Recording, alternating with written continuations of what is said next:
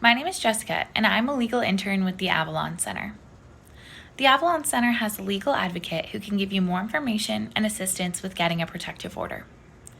The purpose of this video is to provide general information, not legal advice, and the options discussed are just possibilities and are not guaranteed in every situation. When someone is experiencing domestic violence, it is very stressful and there is a lot to figure out.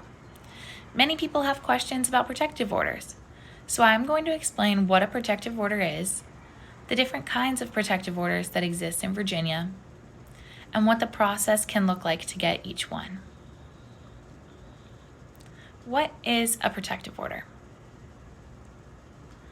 A protective order is a legal document that directs an abuser to stay away from a victim to protect the health and safety of a victim and their family and household members, including children.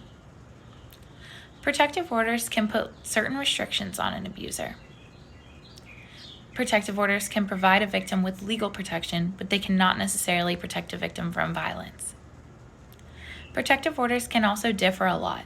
Some can be no contact, others can be contact but with certain restrictions, some can be no violence, and everything in between.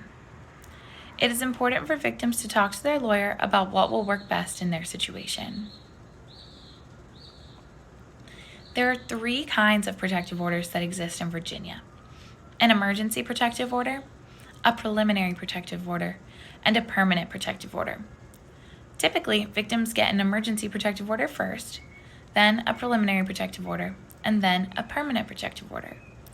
And the steps for getting a preliminary protective order and permanent protective order build on each other, because typically a victim gets a preliminary protective order before getting the permanent protective order.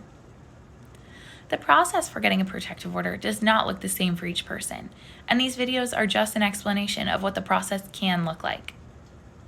There are 3 different videos: one on emergency protective orders, one on preliminary protective orders, and one on permanent protective orders. Thank you so much for taking the time to listen to this information about protective orders.